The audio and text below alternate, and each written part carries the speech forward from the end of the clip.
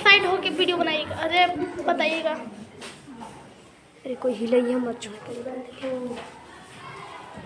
आज हम लोग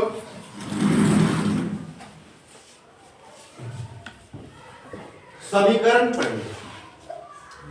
समीकरण को अंग्रेजी में हम लोग इक्वेशन कहते हैं। क्या कहते हैं? इक्वेशन। और ये समीकरण का एक पहचान होता है। पहचान क्या क्या पहचान है? बराबर चिन्ह मिलता है। वैसे ही हम समझ जाते हैं कि ऐसा चिन्ह मिलता है और हम लोग समझ जाते हैं कि ये समीकरण है। जहां भी समीकरण मिलता है, समीकरण के रूल से हम उसे फेर बदल करते हैं और इसमें क्या होता है? चर, एक चर होता है जिसका मान निकाला जाता है। जिसका मान निकाला जाता है। मान निकालते हैं।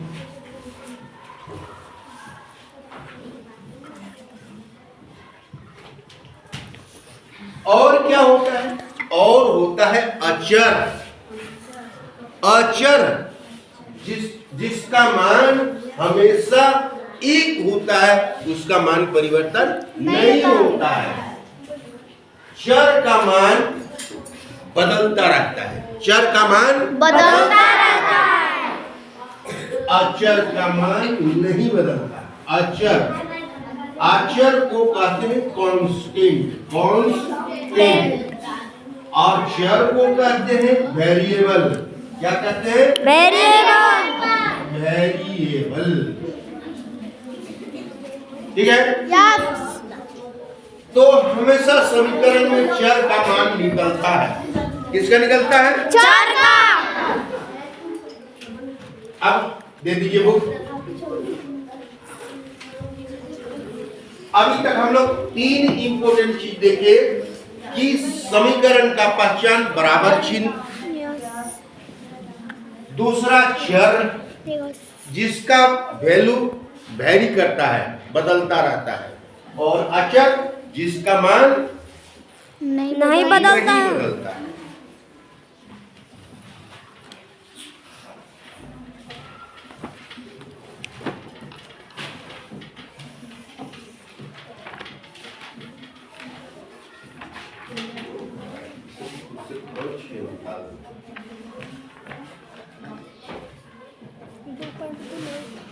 चलिए, जैसे हम एक समीकरण लिखते हैं, है ना?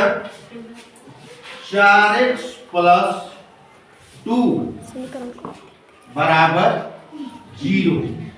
ये समीकरण है ना? काहे?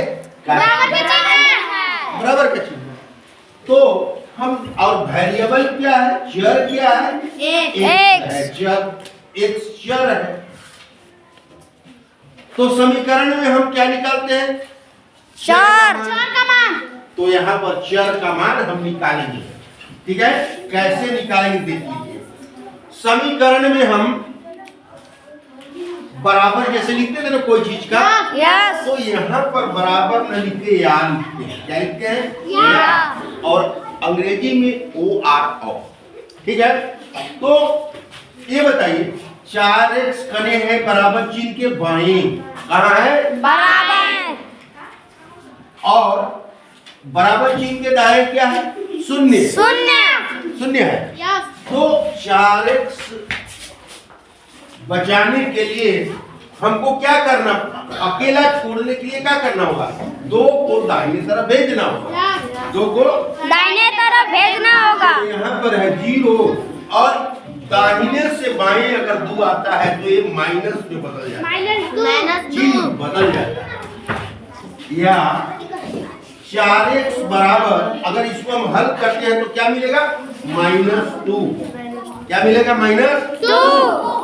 अब हमको चूंकि x का मान निकालना है, इसलिए लिखेंगे x बराबर देख लीजिए -2 यहाँ पर दाहिने तरफ है और 4 को हमको दाहिने तरफ भेजना है, तो ये गुना बाटा में बदल जाएगा, ये भाग करेगा। 2 एकम 2 और दुगनी 4 अर्थात -1/2 आंसर आपका हो जाएगा। क्या हो जाएगा? आंसर 1/2। उसी तरह से अगर हम एक सवाल फिर लेते हैं,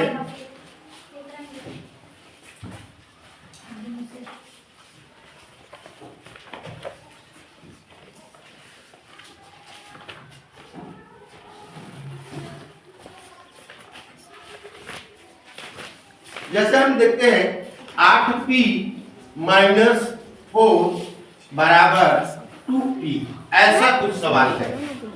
ठीक है, हमें p का मान यहाँ ज्ञात करना है, तो यहाँ लिखेंगे 8p दाहिने तरफ है और p